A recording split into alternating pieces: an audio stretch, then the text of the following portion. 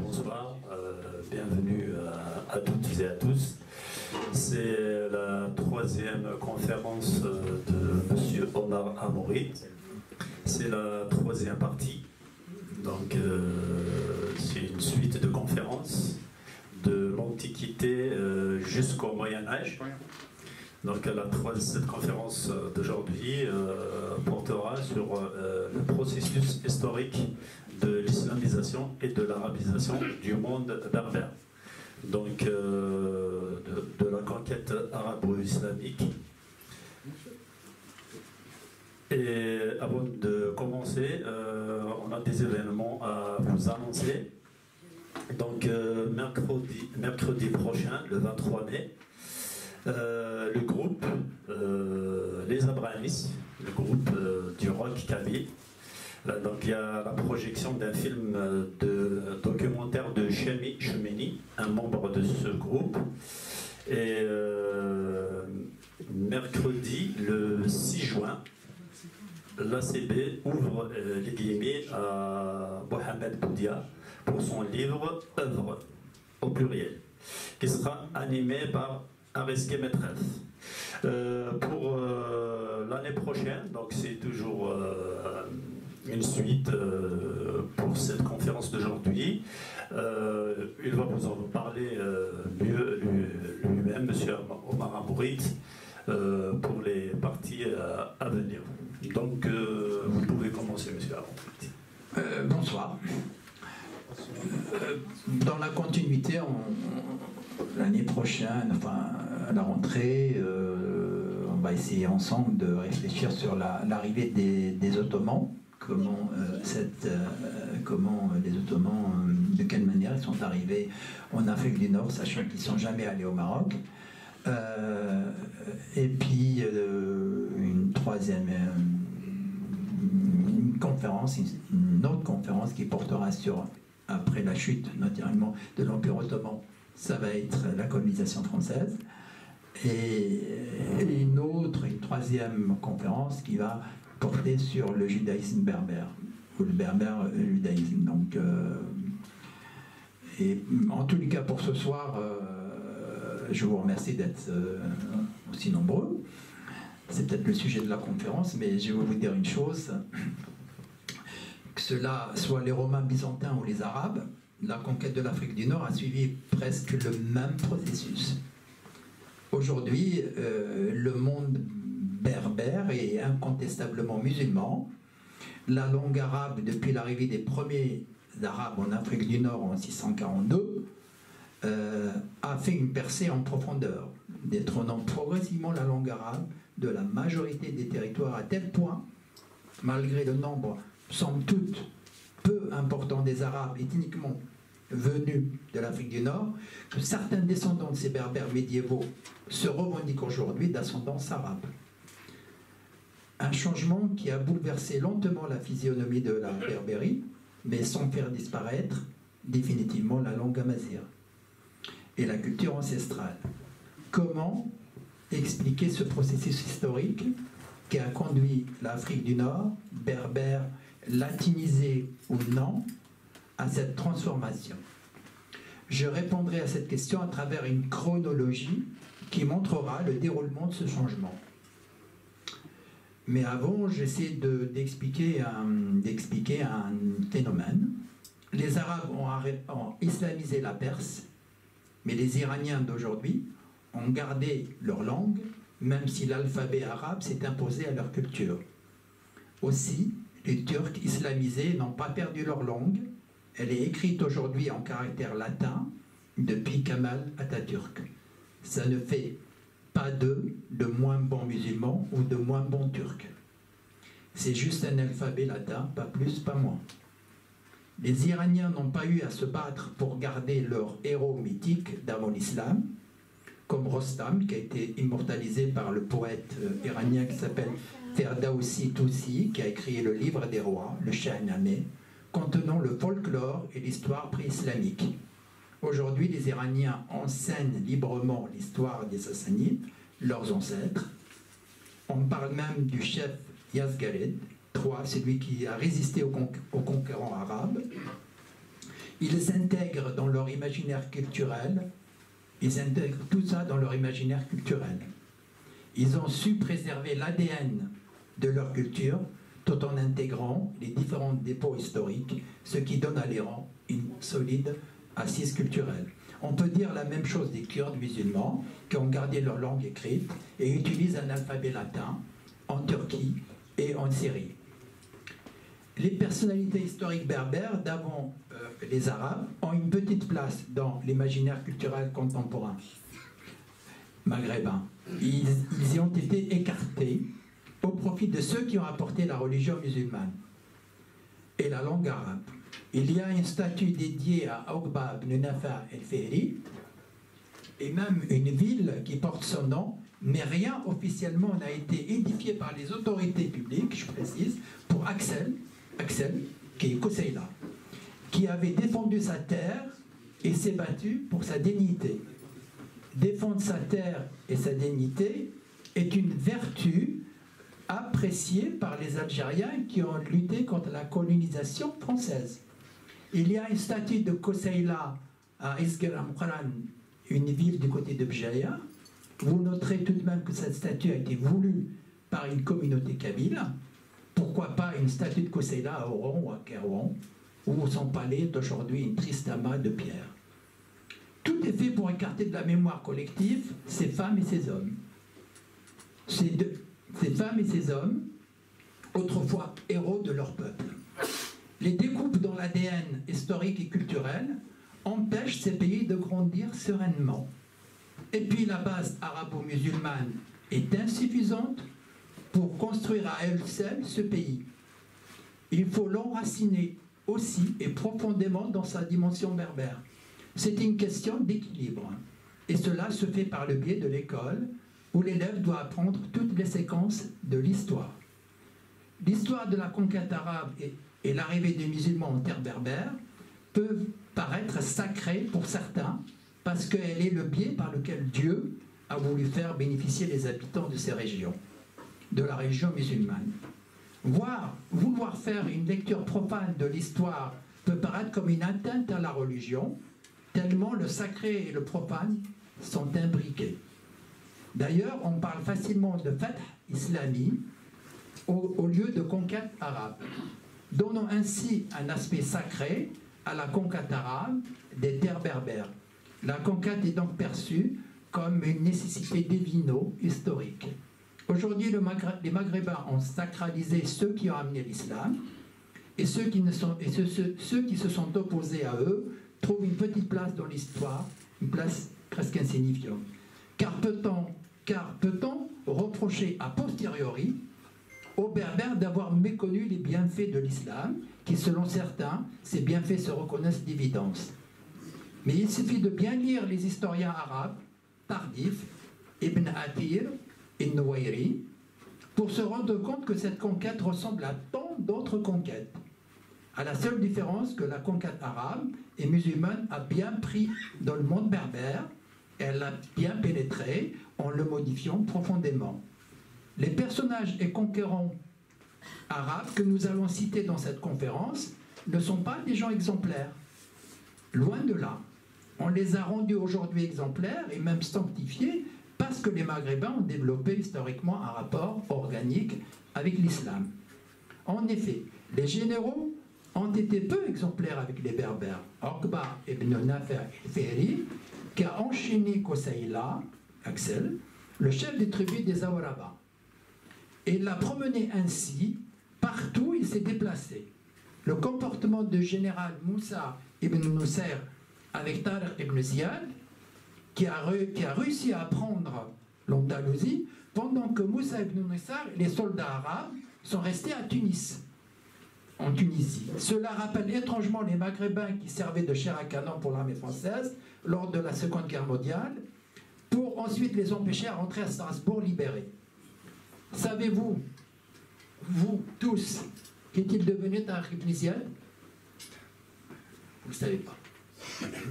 Eh bien, car en dehors du fait qu'il a conquis l'Andalousie, on ne sait rien de lui. En revanche, nous savons beaucoup plus de choses de Moussa ibn Nusayr. Ce dernier, disent certains historiens, qui lui aurait reproché à Tarq ibn Ziyad d'avoir volé les richesses amassées lors de sa conquête de l'Andalousie, au lieu de les transmettre au calife de Damas, à Damas. On raconte qu'il aurait gardé notamment une grande table d'émeraude et de nacre, autel de l'église de Tolède.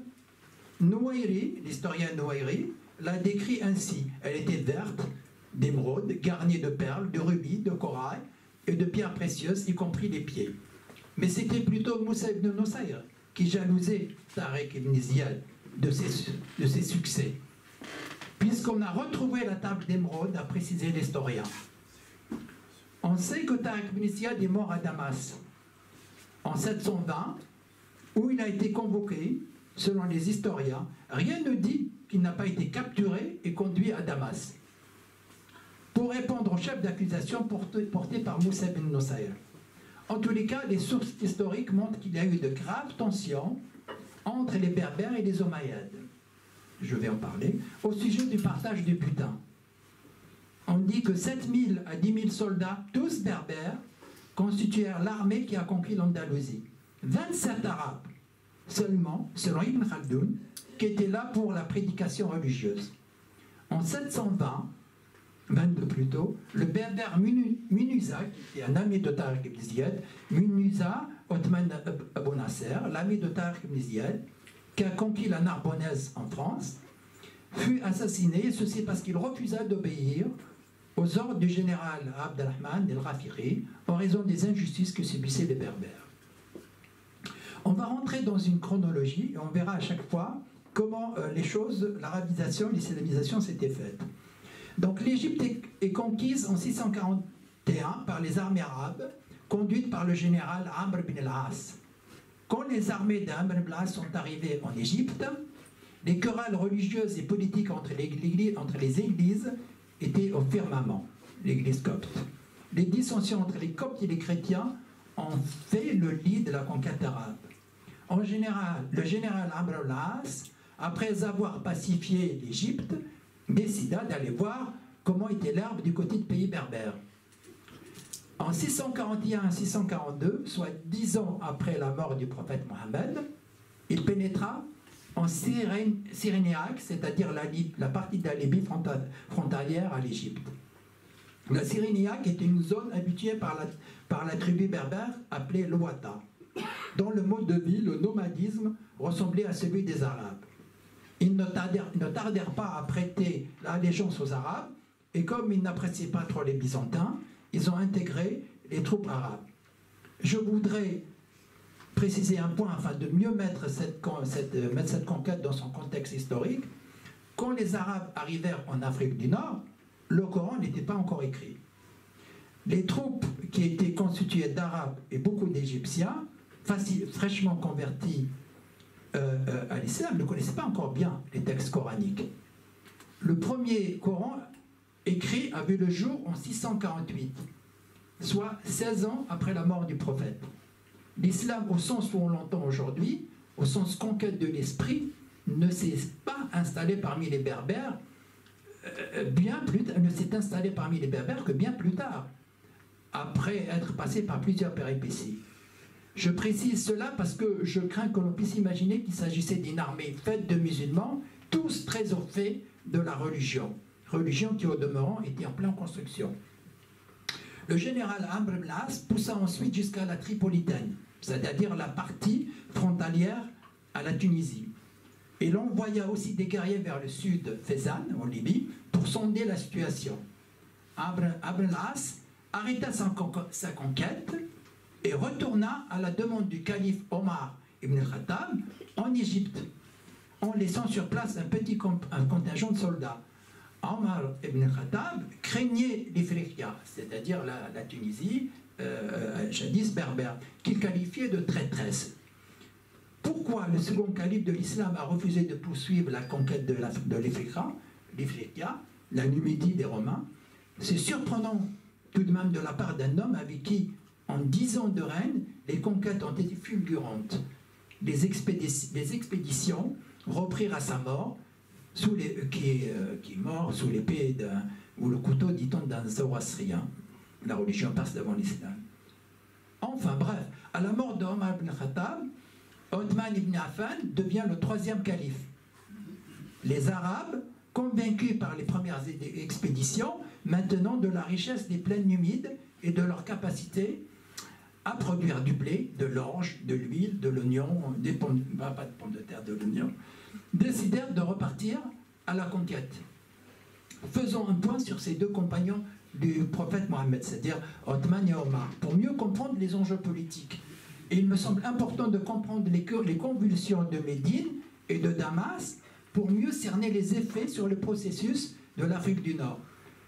J'ai fait ça lors des dernières conférences. Je essayais de comprendre ce qui se passait à Rome pour essayer de comprendre ce qui se passait en Afrique du Nord. Alors, le calife Omar, un homme réputé d'être un homme tranchant et juste, est né dans la tribu de Bani Adi, le clan responsable des arbitrages entre les différentes tribus. Une tribu de moyen rang dans la confédération Qurayshite de la Mecque. Du moins pas aussi importante que celle de son successeur Othman ibn Affan. Othman, lui, il est issu de la frange la plus aisée et puissante de la tribu Qurayshite, le clan de Bani Umayya. Il est l'arrière-petit-fils de Umayya ibn Abd Shams. C'est très important ça. Autrement, des puissants parmi les puissants des Arabes. C'était les seigneurs de la Mecque, habitués à guerroyer et à commercer. Il n'est pas plus tard surprenant de voir que le clan Omeyyade, après la mort du dernier calife Ali, celui qui succédera à Othman, prenne le pouvoir pour constituer une dynastie héréditaire, celle des Omeyyades. Pendant son califat, Othman a destitué une grande partie des gouverneurs qui étaient en place dans les pays conquis, Irak, Syrie, Égypte. Ces gouverneurs étaient des compagnons du prophète Mohammed, mais issus de familles beaucoup moins importantes en hiérarchie. Il nomma à leur place en grande partie des gens issus de la tribu, sa propre tribu, des Omeyyades, Banu Shams. Othman fut assassiné par des gens venus de Koufa, en Irak, en réaction sans doute à sa politique. On a assisté avec Othman à la volonté de la bourgeoisie arabe, des Banu Umayyad, de reprendre le pouvoir qui leur avait échappé avec l'avènement de la religion musulmane qui avait bouleversé l'ordre établi. Car des gens issus des milieux pauvres, non issus de la noblesse koréchite, étaient arrivés au pouvoir. Bien, cela est important pour la suite.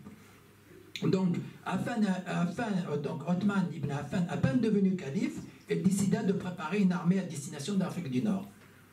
À la fin de 644, les tribus berbères les tribus arabes fournirent 5000 hommes, c'est beaucoup pour l'époque, 5000 hommes, à l'expédition auquel s'ajoutèrent une dizaine de milliers de recrutés en Égypte, qui étaient déjà acquises. Le calife Othman confia le commandement à cette expédition à un homme qui s'appelle Abdallah ibn Abi Sarh. Est-ce que vous connaissez Est-ce qu'il y a quelqu'un qui connaît ce Abdallah ibn Abi Sarh dans la salle? Non. Ben, je vais en parler. Parce que c'est assez... Ce Abdallah ibn Abi Sarh a posé un problème majeur. A été à un moment donné le scribe, le secrétaire du prophète Mohammed. Il eut un problème majeur entre lui et le prophète. Il y a un récit qui se raconte. Je le rapporte. La tradition musulmane reconnaît ce fait. Je ne l'invente pas.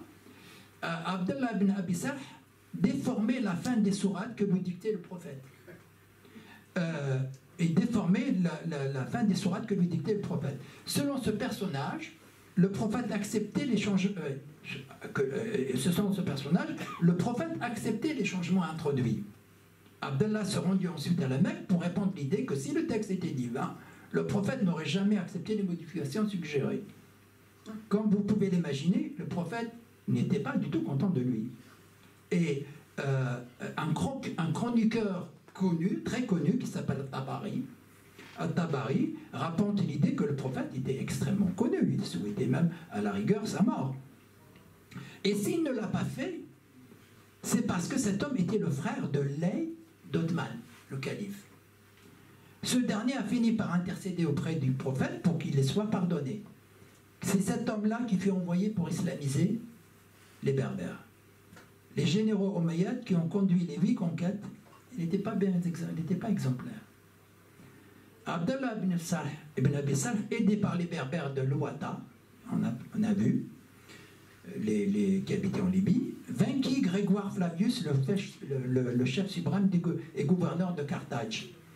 À Sbeitla, c'est en Tunisie, une ville au centre de la Tunisie. L'aide des Louata fut précieuse. Ces Berbères du désert de Cyréniaque, ces Louata avaient le mode de vie génétique qui ressemblait à celui du Berbère. Donc, à l'issue de cette bataille, celui des Arabes, à l'issue de cette bataille, les Byzantins négocièrent et proposèrent de l'argent et de l'or. En échange, les Arabes se retirent en Tripolitaine, c'est-à-dire ils retournent en Libye. C'est au-delà de la frontière tuniso-libyenne. Un écrivain égyptien qui s'appelle Tahsin, mais je ne sais pas sur quelle source il s'était appuyé, dit que Abdallah ibn Abbassa reçut 1/5 de butin. En acceptant ce deal, on peut légitimement se poser des questions sur les motivations de la présence des Arabes en terre nord-africaine. Stratégie, volonté de s'enrichir, enrichir l'État central et la religion dans tout ça. En 656, le calife Othman fut assassiné, probablement en raison de sa politique.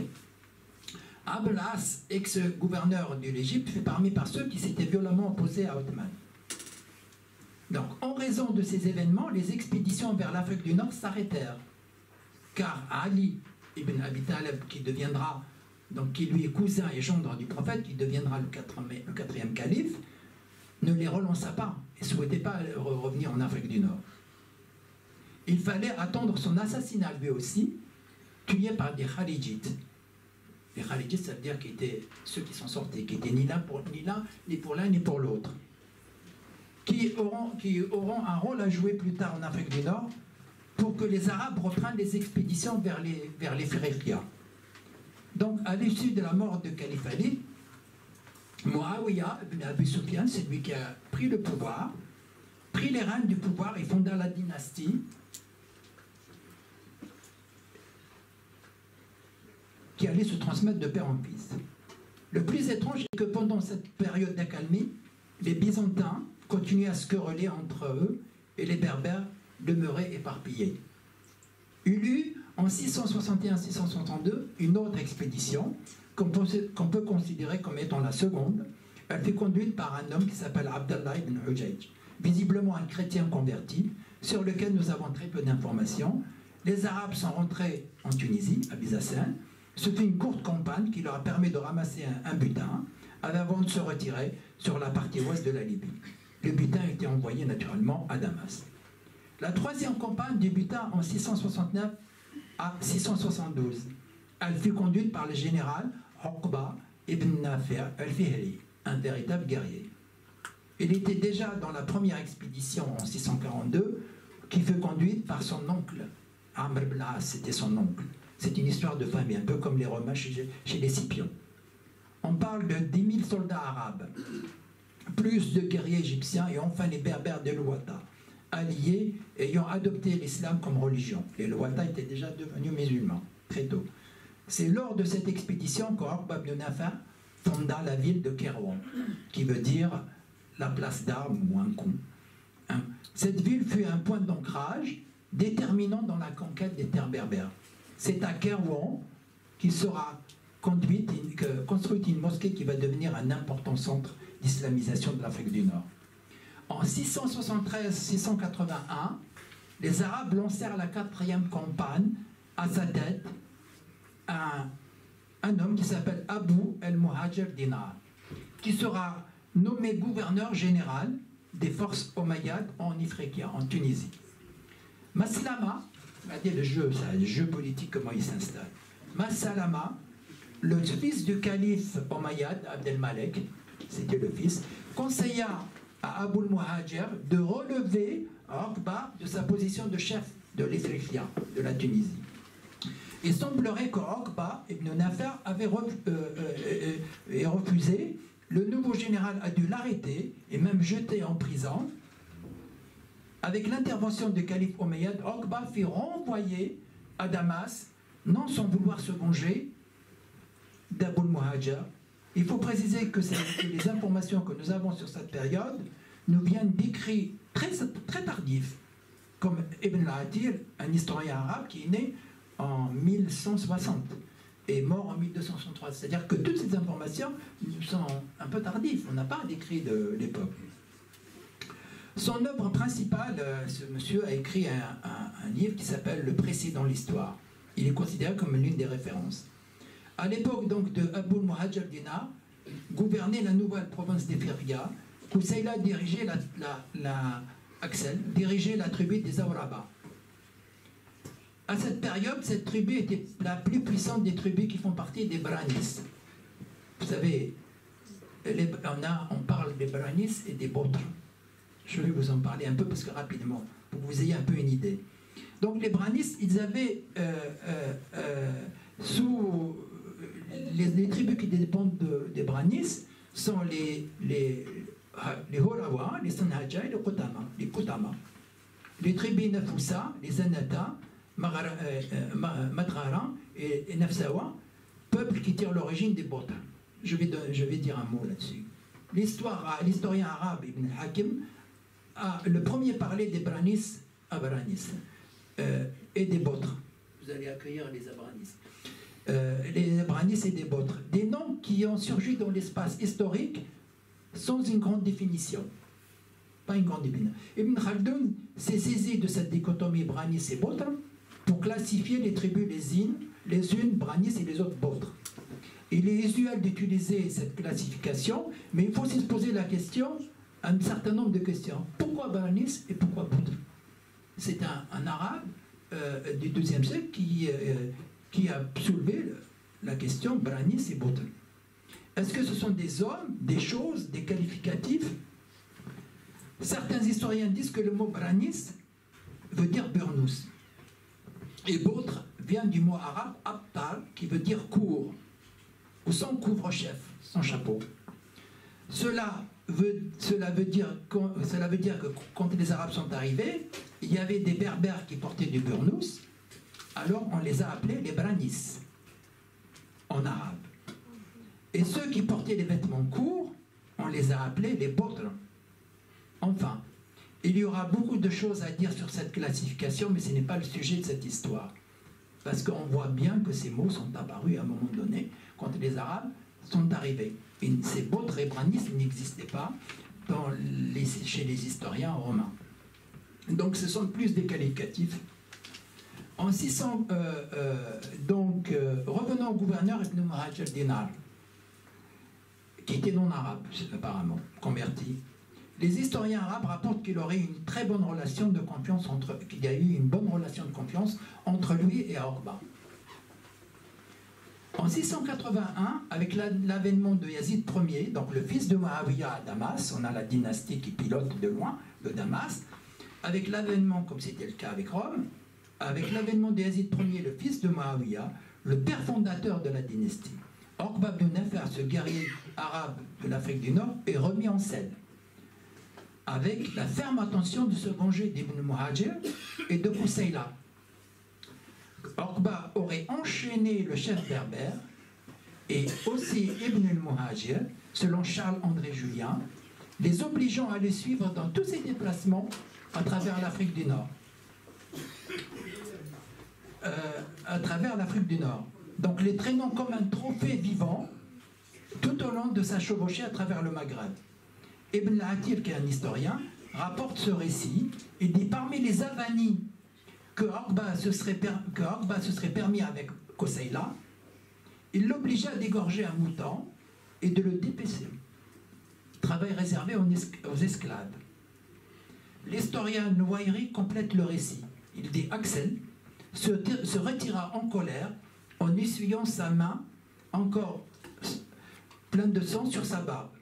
Quelques Arabes lui demandèrent « Que fais-tu, berbère ?» « C'est bon pour les poils, il répliqua. Mais un vieillard arabe s'écria « Ce n'est pas la raison, c'est une menace que ce berbère vous lance. » Donc, alors Ibn Muhajir s'adressa à Orba, il lui dit « Que viens-tu faire ? Voilà un homme des plus distingués parmi son peuple, un homme qui était encore polythéiste il y a peu de temps, et tu fais naître la rancœur et la rancune dans son cœur. Je te conseille maintenant de lui faire lier les mains derrière le dos, autrement tu seras victime de sa perfidie. Selon Gabriel Camps, Koseila, Axel, ça ressemble à Axel, hein, ça ressemble vraiment à Axel, se serait déjà converti en 675 à l'islam au début de la conquête. Je ne sais rien. Axel aurait réussi, Koseila aurait réussi en effet à s'enfuir et rejoindre ses hommes. Il aurait abjuré l'islam et, s'alliant aux Byzantins, il aurait pris à la tête d'une importante armée la guerre contre les Arabes. Lors d'une embuscade, il surprit Okba près de Tehouda, non loin de Bisikra, et après une terrible bataille, Okba fut tué en 683, ainsi que la plupart de ses hommes. Koseila était devenu alors le maître incontesté de l'Efirga, de la Tunisie et de la partie d'Algérie, puis a marché sur Kairouan triomphalement. Les Arabes ont été en conséquence expulsés de la zone orientale de l'actuelle Algérie et de la Tunisie pendant 5 ans. Aujourd'hui, Okba ibn Nafar a une ville à son nom, pas loin de Bisikra. Koseila est peu cité, et quand il est cité dans les manuels scolaires, c'est sans éloge. Certes, Okba ibn Nafar a amené l'islam, la religion chère aux Maghrébins de nos jours, mais Koseila, Dawaraba, peut être considéré comme un résistant nationaliste qui s'était battu contre un colonisateur pour sa dignité. Enfin, imaginez un instant si on mettait la statue du comte de Bourmont, le général français qui a débarqué en Algérie en 1830, assez déferruche, et pour ne laisser aucune place à ceux qui l'ont combattu. C'est un peu la même chose. Il faut cesser de regarder les événements de l'époque avec les yeux d'aujourd'hui. Il faut admettre que les choses ne s'étaient pas passées dans la douceur.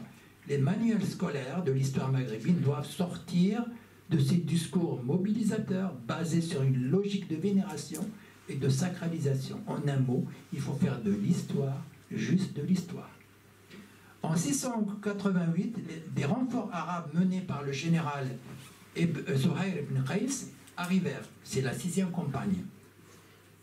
Donc Koseila les rencontra dans la plaine de Mama, appelée Mamesh. Je crois qu'aujourd'hui, à mon avis, ça doit être une Memche. L'histoire dans les Aurès. Donc surpassés en nombre, les Berbères et les Byzantins sont vaincus. Koseila tué. L'armée arabe victorieuse ne laissa toutefois qu'une simple garnison à Kairouan et retourna en Tripolitaine. C'est surprenant ce jeu. Elle fut surprise en chemin par un corps byzantin débarqué à Barca, et elle fut anéantée et Zuhair ibn Qais tué. En 693-698, c'est la 7e expédition. Le calife Omeyyade Abdel-Malek, donc on est en 3e, Abdel-Malek, envoya une puissante armée de plusieurs dizaines de milliers d'hommes. C'est énorme. Commandée par un général qui s'appelle Hassan ibn Nu'man, qui avait pour objectif de prendre Carthage, encore byzantine. Carthage tomba en 965. Ibn al-Athir, je le cite souvent, donc cet historien du XIIe siècle, rapporte que les habitants de la province d'Afrique furent frappés de terreur par la chute de Carthage. Les Berbères qui ont trouvé refuge à Bizerte et à Hippo, à Naba, furent rattrapés par les troupes arabes et massacrés. Ibn al-Athir précise que Hassan les attaqua et en tua un grand nombre. Les Arabes s'emparèrent de leur territoire et il ne resta plus qu'une seule place forte qui n'ait pas été soumise. Voilà un témoignage qui montre à quel point les armées arabes ont frappé fort quand ils le pouvaient. Les choses ne sont pas passées comme ça, facilement. De nouveau, la ville de Carthage fut récupérée pour une période rapide, mais Hassan, le général arabe, l'a repris en 698. Plus de Byzantins cette fois-ci, les Berbères se sont retrouvés seuls à défendre leurs terres et leurs biens, et leurs femmes que les Arabes kidnappaient. Cette résistance fut marquée par la fougue d'une femme, issue de la tribu des Djerawa. Les Djerawa et cette femme, selon l'historien du XIVe siècle Michael Dawn. Mais les historiens Émile Félix Gauthier et Charles-André Julien, ou le Tunisien Mohamed Talbi, estiment que Kaina était d'ascendance métissée, byzantine et berbère.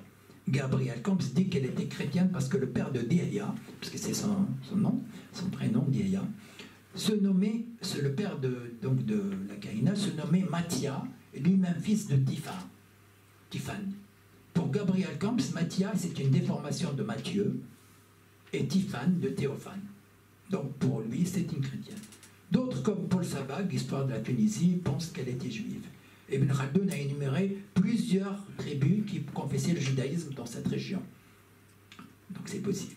Nous savons cependant avec certitude qu'elle avait malmené les troupes de Hassan ibn Nu'man, leur infligeant une lourde défaite que l'histoire a retenue. En effet, les armées berbères et arabes se sont rencontrées près d'une rivière dans le nord de l'Aurès, des Aurès en Algérie, dans la vallée déserte et asséchée. Dirya avait dissimulé sa cavalerie et ses troupes de chameaux pour tendre une embuscade aux troupes de Hassan. Les troupes arabes furent sèchement battues. Les Arabes poursuivaient les fuyards jusqu'à Gabès, c'est loin. Cette prestigieuse victoire, appelée la bataille des chameaux, permet d'expulser les Omeyyades de l'Ifriqiya. Ceux-ci se réfugièrent en Cyréniaque, donc en Libye. Les historiens musulmans surnommèrent la bataille Nahr al-Bla, c'est-à-dire littéralement la rivière des épreuves. Les Berbères furent un grand nombre de prisonniers. Kahina leur rendit la liberté, à l'exception du neveu de Hassan, qui s'appelait Khalid ibn Yazid. La Kahina reste dans la mémoire des Maghrébins comme la femme qui s'est dressée et qui s'est refusée aux Arabes et dressée à contresens sur la conquête musulmane, comme disent certains essayistes maghrébins. À contresens, pourquoi? Fallait-il donc rester inerte quand des armées sont sur le point de conquérir les terres berbères et soumettre des populations? Kahina fut tué en 698, décapité donc, et sa tête envoyée à Damas. La légende voudrait qu'il ait conseillé ses fils à se convertir afin d'éviter la mort. Et en tous les cas, leur conversion montre bien que les conversions des chefs étaient souvent à l'origine de la conversion des masses, la masse des peuples. Et là, j'ai un petit exemple qui me vient à l'esprit. Je ne l'avais pas noté, mais qui vient à l'esprit.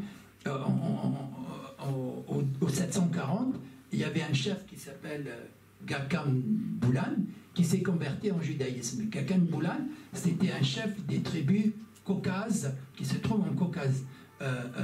Et il ne voulait ni l'islam, il ne voulait ni le christianisme. Il a choisi de se convertir au judaïsme, ce Boulan. Et du coup, les Juifs d'Europe centrale viennent de cette population convertie en 740. C'est-à-dire que ce ne sont pas des gens qui sont partis de Jérusalem. On voit, et on casse le mythe avec ça. C'est-à-dire là, ils n'avaient pas de mère juive. Donc en 700, Hassan ibn Nu'man fut démis de son poste. Et on voit, en citant cet exemple, je voulais juste dire que quand un chef se convertissait, son peuple se convertissait en même temps. Donc en 700, Hassan ibn Nu'man fut démis de son poste de gouverneur d'Ifriqiya. Les historiens estiment que ce rappel à Damas est dû à une réforme fiscale qui était devenue aussitôt suspecte aux yeux du calife. Détournement des richesses, voilà le monde dans lequel vivaient les califes et les gouverneurs. Donc Hassan ibn Nu'man fut remplacé par un général qui va être très déterminant dans la conquête de l'Afrique du Nord, qui s'appelle Moussa ibn Nusayr, qui restera gouverneur général de l'Afrique du Nord jusqu'en 715. Le calife dota d'une armée extrêmement puissante cette fois-ci, selon les historiens arabes, extrêmement puissante, selon les historiens qui ont vécu bien après les événements. Donc, Moussa ibn Nusayr a effectivement affaibli sensiblement la résistance berbère. Est allé plus loin dans la conquête de l'Afrique du Nord, il est arrivé à soumettre plusieurs chefs des berbères du Maghreb de l'Est, puis central et enfin du Maroc, et poussa jusqu'à Sijil Massa, dans le Tafilat au sud du Maroc. Sota, tenu par le patrice Julien, devait résister un tout petit peu. Moussa ibn Nusayr fait réellement le premier arabe arrivé au Maroc. Parce qu'on nous raconte que Uqba ibn Nafar est parti au Maroc, mais ce n'était pas vraiment le cas. Dans certains historiens modernes, ils ont dit qu'en fait, c'était plus les Marocains qui ont inventé, plus tard les habitants de cette partie de l'Afrique du Nord, qui ont inventé l'idée que Uqba ibn Nafar, donc parmi les premiers qui est allé au Maroc, pour se dire que nous avons été convertis aussi parmi les premiers. Donc vous voyez comment on peut construire parfois l'histoire. tenez, Moussa ibn Nusayr, lui, avait quelque chose de très sympathique. Et devinez quoi? Il envoyait des milliers de femmes berbères comme cadeau au calife Omeyyade, Abdelmalek ibn Marwan, des femmes objets sexuels. Cette tradition d'appétence aux femmes berbères fut poursuivie par Hicham ben Abdelmalek, donc l'autre, le fils du précédent. Dans une lettre envoyée au successeur de Moussa ibn Nusayr, le calife lui demande d'envoyer un grand nombre de belles femmes berbères qui répondaient à des critères définis par le calife, des femmes belles à voir et qui captivent le cœur, le calme d'esprit, les cheveux longs, la race pure, les yeux amusés, les joues lisses, les petites bouches, les beaux visages, le corps vibrant et la taille moyenne. C'est ce que demandait le calife. Bon, ceci dit, dans les harems arabes, il y avait des femmes qui venaient de partout, hein. Il n'y avait pas que des femmes berbères. Mais ceci dit, il y a eu cette étonnante histoire. Voilà. Moussa ibn Nusayr reste tout de même le général qui a conquis la partie occidentale de l'Afrique du Nord, qui s'était trouvé confronté aux tribus berbères. Les Romaras sur le littoral méditerranéen, Belrafta, sur l'Atlantique, les Meknassa, sur le versant occidental, dans le Souss au Maroc, les Askoura, et dans le Dela, dans la vallée de Ouarzazate, les Lamtoma, sur la rive gauche du Dela. Ces tribus étaient païennes pour le plus grand nombre, et juives et chrétiennes pour certaines. Pas beaucoup de chrétiens au Maroc à l'époque, mais il y avait quand même une grande minorité de tribus juives, mais c'était tous païens. Ces tribus guerroyaient entre elles et formaient des tribus souvent indépendantes et jalouses de leur liberté. Ils n'ont pas pesé lourd devant l'immense armée qui arrivait. Et donc de l'autre côté, Moussa ibn Nusayr n'a pas été de main morte, hein, pas avec les Berbères. Il a tué, il a imposé aussi ses règles, il voulait conquérir. Une fois le combat gagné militairement, les Arabes commencèrent à s'installer. Et en voilà le processus qu'aurait suivi Moussa ibn Nusayr pour islamiser les Berbères. Tout d'abord, nous pouvons distinguer la conquête militaire de la conquête religieuse. Ça, il faut le distinguer. Il y a une conquête militaire et une conquête religieuse. La conquête militaire a précédé, et de loin, la conquête religieuse, ou la conquête spirituelle des Berbères. Cela va de soi et c'est évident. Tu ne peux pas arriver un jour, tu leur dis convertis-toi à ma religion. Ça ne se passe pas comme ça, il faut du temps. Cela va de soi. Les troupes arabes se sont installées partout sur les territoires. Ils ont créé des camps militaires dans les régions, comme c'était le cas en Tunisie. À partir de ces camps, les Arabes ont commencé à contrôler les routes, les échanges commerciaux, à imposer des nouvelles règles et de nouvelles taxes aux populations. Les armées arabes avaient la puissance d'écraser les rébellions, les Berbères étaient déchirés, vraiment n'étaient pas unis. Pendant cette période, les prédicateurs musulmans faisaient leur travail pour islamiser les Berbères, en soutenant surtout que l'islam supplantait les liens de sang, les liens de clan, par les liens de l'esprit. Ceux qui embrassaient la religion proposaient échapper un peu aux pressions fiscales, au contrôle permanent jusqu'à nouvel ordre. Naturellement, il ne faut pas être naïf de croire que les Berbères sont au jour au lendemain devenus musulmans et des grands défenseurs de cette religion. Il a fallu beaucoup de temps avant que les premières approches religieuses ne deviennent une vraie conquête spirituelle. Croyance et une foi religieuse. En tous les cas, même avant leur islamisation, les Berbères travaillaient un peu avec les Arabes, ils allaient guerroyer avec eux, et pour un butin, c'était comme des mercenaires. La conquête de l'Espagne a créé beaucoup de liens entre les Berbères et les Arabes, et précipita la conversion de beaucoup de chefs berbères. Mais de quel islam s'agit-il? Il faut comprendre qu'au 8e siècle, l'islam du 8e siècle ne ressemble pas à celui d'aujourd'hui. La construction de l'orthodoxie s'achèvera entre 9e et le 11e siècle. Tout comme par ailleurs l'écriture arabe. Elle n'était pas encore faite, l'écriture arabe. Il n'avait pas des voyelles. Celle que nous connaissons aujourd'hui n'existait pas encore. Et elle commença à se généraliser à partir du 9e siècle avec les voyelles et tout ça. En ce temps, l'arabe n'avait pas encore donc les voyelles.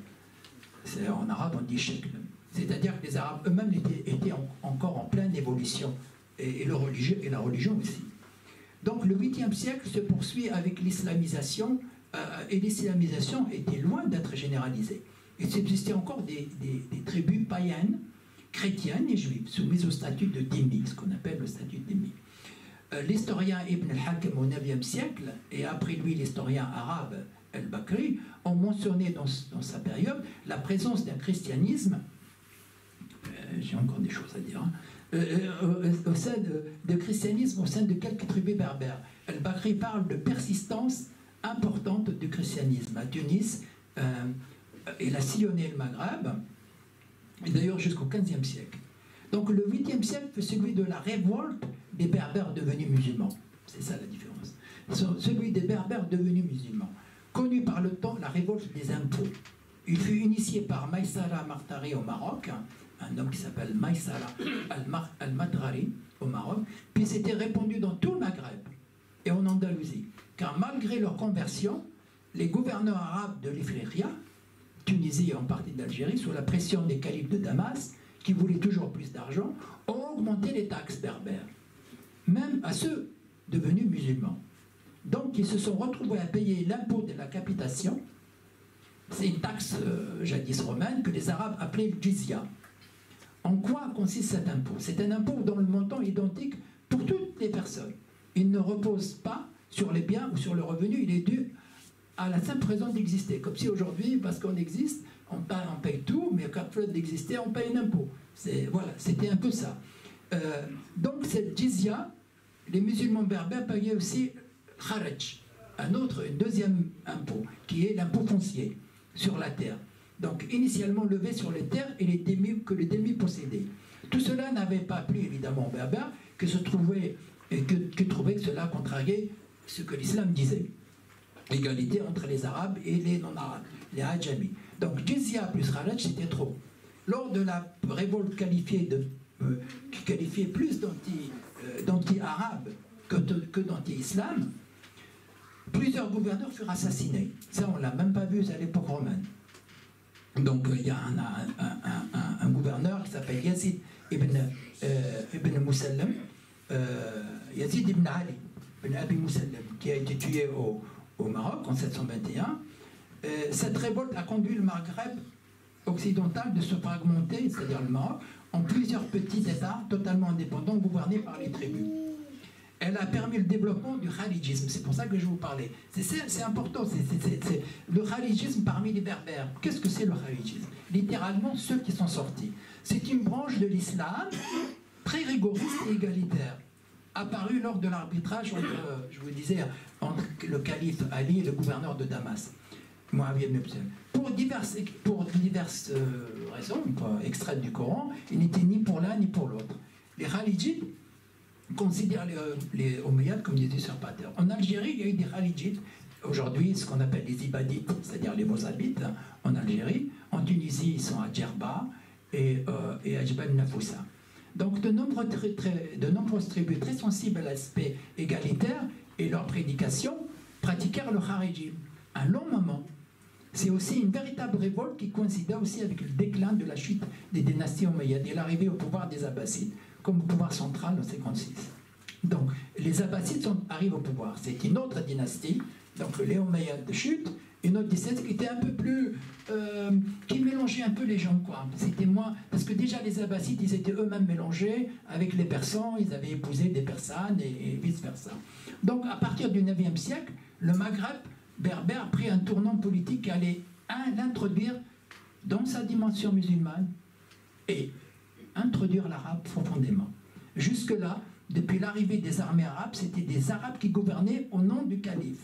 À la fin du 8e siècle, les gouverneurs arabes, à la tête des provinces maghrébines, commencèrent à prendre leur autonomie par rapport au pouvoir central et leur indépendance, en intégrant en même temps les berbères dans la gouvernance, le côté insidieux. C'est ça.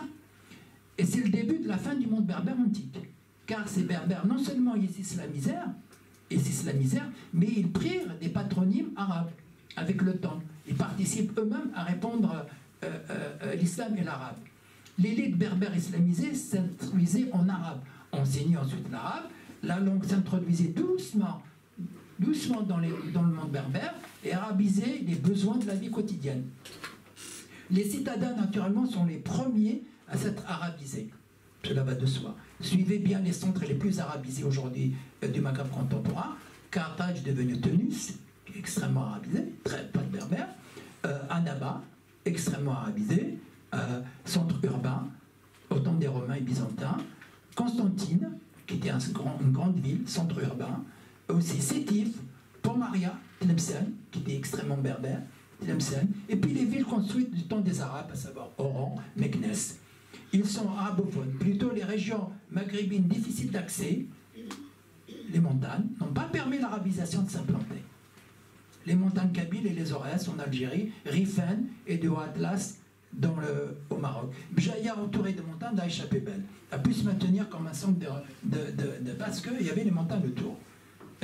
En 800, le gouverneur de Kérouan, donc on voit comment le monde berbère est en train de changer. En 800, le gouverneur de Kérouan, l'émir Arleb, s'affranchit de l'autorité du calife de Bagdad pour créer sa propre dynastie, celle des Aghlabides. On est là, on est dans un monde berbère, mais qui commence à changer, qui va durer 100 ans. Il s'agit de la première dynastie arabe locale, construite en Éphéria, c'est-à-dire en Tunisie. Avec eux, Kérouan était devenu un centre important qui commençait à arabiser la communauté.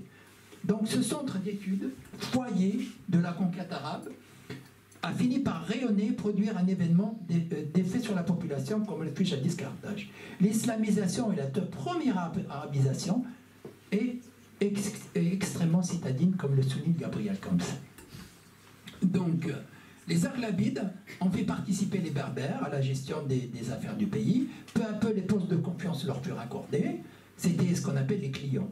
Dans un autre registre, les Aghlabides, et ça c'est un point important, les Aghlabides ont essayé de diffuser le rite malikite au Maghreb, jusque-là dominé par les prêches des Khalidites, parce qu'il y avait les Khalidites. Vous savez qu'il y a 4 écoles de droit dans l'islam, je ne sais pas si vous le connaissez. Il y a les Hanbalites, qui est lié au wahhabisme, les Shafi'ites, les Malikites. Les Berbères ont adopté le Malikite, le rite malikite, qui est aujourd'hui dans le monde berbère, en raison de l'importance du Arf. Le Arf, c'est-à-dire la coutume locale, pour juger. Quand il n'y a pas d'injonction religieuse, c'est pour ça que les Berbères ont adopté aujourd'hui le rite malikite. Parce que ce monsieur qui s'appelle Malik ibn Anas, il a accepté. C'était des négociations. Si on ne peut pas accepter le Arf, donc dans le malikite, il y a la dimension coutume locale.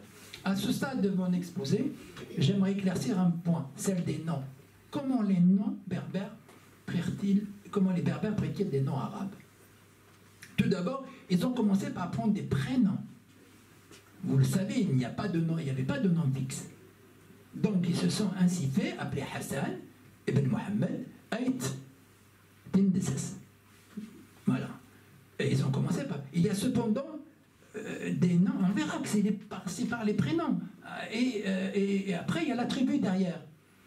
Et il y a cependant ceux dont les noms ont été totalement arabisés. Mais leurs noms venaient souvent du parrain, de leurs parrains en religion. C'est-à-dire celui qui les a initiés à la religion. Ils prenaient leurs noms. Donc la présence aujourd'hui des noms arabes au Maghreb ne signifie ni noms qui sont ethniquement arabes, mais qui se sont historiquement arabisés. Ils ne sont cependant pas trop exagérés. Il y a bien des arabes au sens ethnique en Afrique du Nord, mais rares. C'est cependant tout de même, compte tenu du nombre des Arabes arrivés en terre imazirane, au lieu de les berbériser, ils se sont fait arabiser. C'est l'absence d'une langue. Écrite serait la raison, à mon avis. C'est plus importante, à mon avis. Voilà. Au même moment, il régnait au Maghreb central un pouvoir... Est-ce que vous suivez? Est-ce que j'arrive à me faire un peu... ou bien pas du tout? Moi j'ai du mal, je vous avoue. Vous avez du mal. Mais c'est de l'histoire. Bah oui. Il faut juste... C'est la réalisation, la légitimisation. Voilà. Donc on a comment ça a suivi l'itinéraire suivi. Donc au même moment, il y avait en Afrique du Nord un pouvoir, celui des Rustomides, en 761, qui est lui-même un khalidjite. On voit bien que l'islam est resté, l'Afrique du Nord est restée chiite très longtemps, entre le khalidjisme et le chiisme, avant de devenir sunnite. Voilà. Donc ce persan, un descendant qui venait de l'Iran, du Perse, donc c'est-à-dire 260 ans après l'arrivée des premiers musulmans, l'orthodoxie religieuse n'était pas encore installée en Afrique du Nord. Ils étaient encore chiites, khalidites. Pourquoi? D'autre part parce que sur le plan théologique et juridique, la religion musulmane était encore loin, était encore en pleine construction. D'autre part, les Berbères ne faisaient pas trop confiance aux Arabes et leur sentiment de supériorité. Ils ont choisi le khalidisme comme religion, qui prenait la voie élective pour choisir le guide. Bon, alors je vais un peu plus vite. Donc, la naissance de la dynastie au Maroc, il y avait ce qu'on appelle la dynastie des Idrissides, qui est née au 8e siècle. Qui est née à l'issue de la révolte du 8e siècle. Comment elle s'est créée, cette dynastie des Idrissides, qui est l'ancêtre du roi du Maroc aujourd'hui? Ben, il y a un monsieur qui s'appelle Idriss, qui est arrivé au Maroc. Et ce Idriss était le petit-fils de Ali ibn Abi Talib, qui était donc en Arabie. C'est donc le petit-fils du prophète, qui est arrivé au Maroc. Et cet Idriss, au lieu, les tribus berbères l'ont pris en charge. Au lieu de lui dire nous sommes chez nous, et comme il a été considéré comme un saint homme d'auguste naissance, eh ben, ils l'ont pris en charge, et cet homme épousa une femme berbère qui s'appelle Kenza, pour solidifier les liens. Donc, vous imaginez, voilà une autre façon comment l'islam et les Arabes se sont installés. C'est que les Berbères ont fait confiance tout de suite à un homme dont l'ascendance remonte au prophète Mohammed. Donc, ce Idriss a eu des enfants qu'on appelle Mohammed, Qasim, Abdallah et Omar. Et ben, les Berbères arabisaient dans leur sillage leur prénom. Donc, c'est comme ça que les choses se passent. Le chef religieux qui est là, il vient de la Mecque, et c'est important, hein. Donc on appelle comme lui, Omar. Et Aïssa, Qasim, Abdallah. Donc, et il y a un autre, en 1909, donc je vais un peu vite, hein. En 1909, il y a une dynastie qui s'appelle les Fatimides, qui est née en Algérie. Et les Fatimides, c'est une dynastie chiite. C'est un homme qui s'appelle Abdallah Chiaï, c'est-à-dire il était chiite, qui venait prêcher en Afrique du Nord.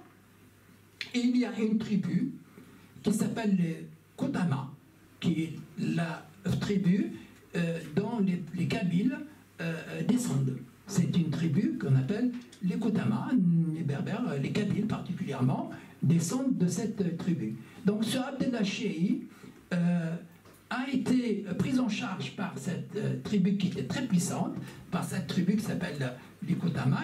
Ils l'ont mis au pouvoir, ils l'ont installé au pouvoir. Et c'est comme ça qu'est née la tribu des Fatimides, et les Berbères étaient chiites en cette période-là, et n'étaient pas encore sunnites.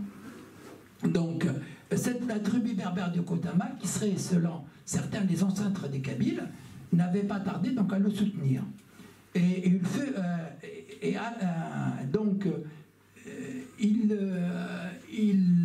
à la chute des Fatimides, qui ne sont pas allés s'installer au Caire, toute la tribu des Kodama les ont suivis aujourd'hui au Caire.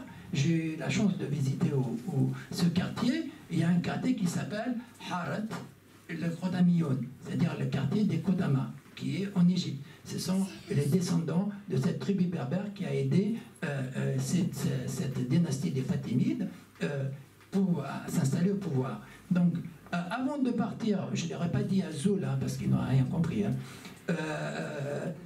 et donc, après la chute donc, des Fatimides, on a eu un pouvoir qui a été installé, qui s'appelle les Zérides. Pourquoi les Zérides? Parce que le fondateur, il s'appelait Zérid ibn Mennad. Hein, vous savez, les Mennad, il y en a plein aujourd'hui. Donc, ce Zérid, qui était un berbère de Médéa, s'est installé à Kérouan, au Maroc, et a commencé il a répudié la doctrine chiite. Il leur a dit: j'en veux plus de chiisme, il est revenu malikite. Donc il a pris son indépendance, il a dit je deviens indépendant, et il s'est séparé des Fatimides. Ben, les Fatimides n'ont pas trop aimé. Et vous savez ce qu'ils ont fait? Ils ont envoyé les fameuses tribus de Banu Hilal, ce qu'on appelle les Hilaliens, les tribus hilaliennes. Ils ont envoyé des Hilaliens en grand nombre. Mais pour l'époque, c'était très important. Alors, ces tribus des Hilaliens qui sont, ce qu'on appelle les tribus hilaliennes, sont arrivées en Afrique du Nord et viennent du Yémen. Et ils étaient nombreuses. Mais si on compte qu'en 1960, si on estime leur chiffre à 10 000, si en 1960, il y avait 28 millions de Maghrébins. Au Maghrébin, en 1960, il y avait 28 millions. Entre le Maroc, l'Algérie, la Tunisie, peu la Libye, pas plus, 28 ou 30. En proportion 10 000 Hilaliens. Vous imaginez combien il y avait de Berbères en 1000 ans avant? Il y avait quand même... Donc 10 000 en proportion, c'était énorme.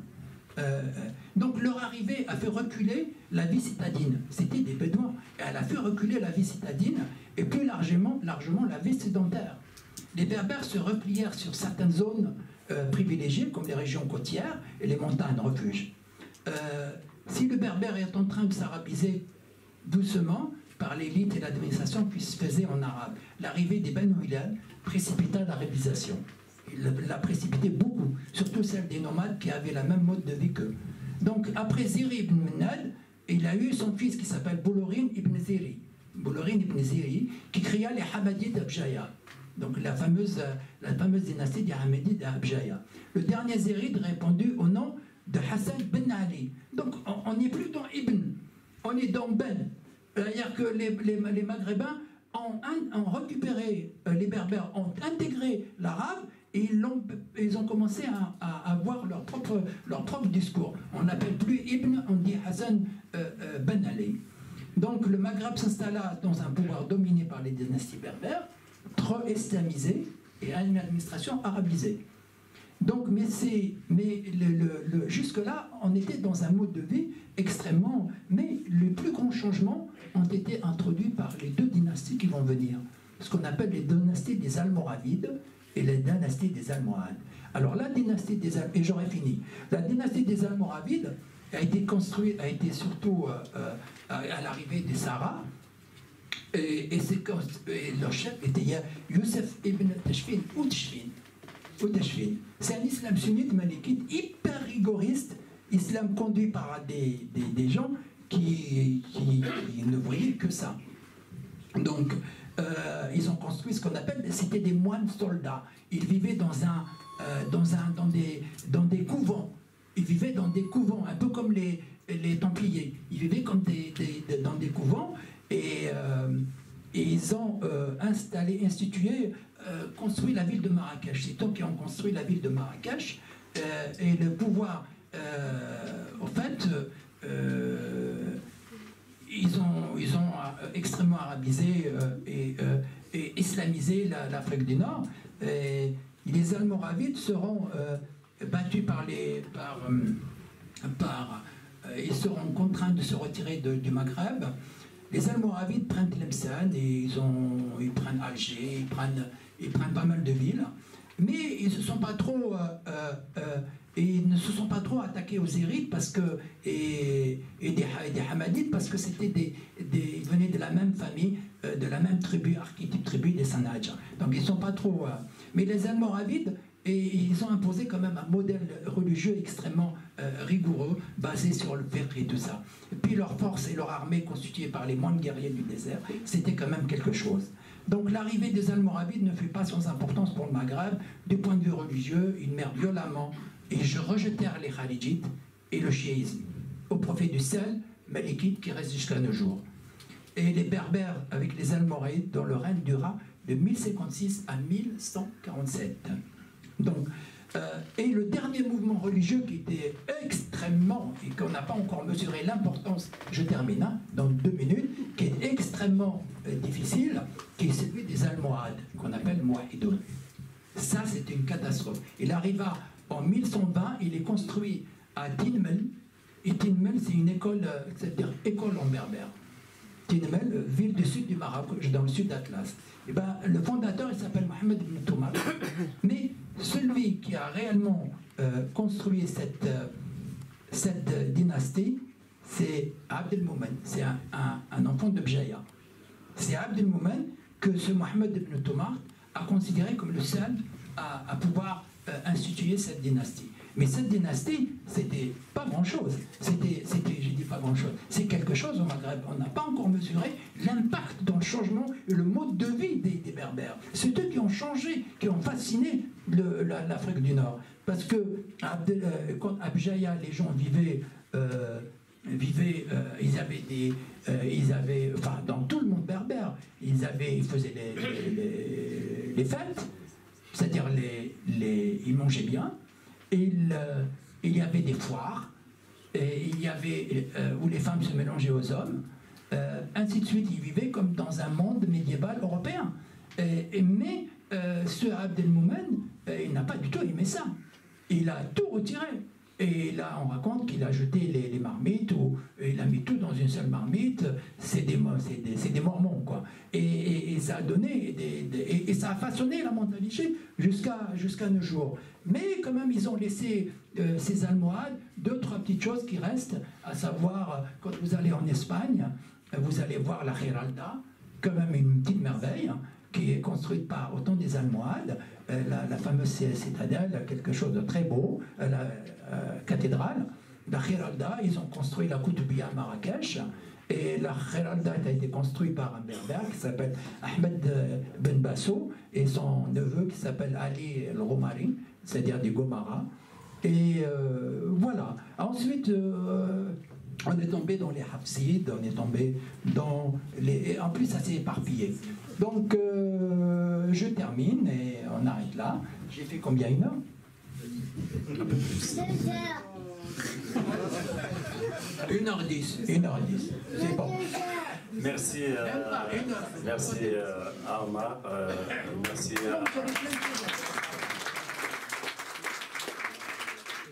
Merci aussi pour votre écoute. Avant de passer au débat, donc j'annonce pour une deuxième fois les événements à venir. Donc le 23 mai à 19h, mercredi prochain, projection d'un documentaire de Chemini sur le groupe de musique Les Abranis. Le 6 juin, toujours mercredi à 19h, l'ACB ouvrira les guillemets à Mohamed Boudia pour son livre Œuvre, écrit politique, théâtre, poésie et nouvelles. Et le 23 juin, après-midi, donc c'est la fête des ateliers de l'ACB. En première partie, c'est la présentation.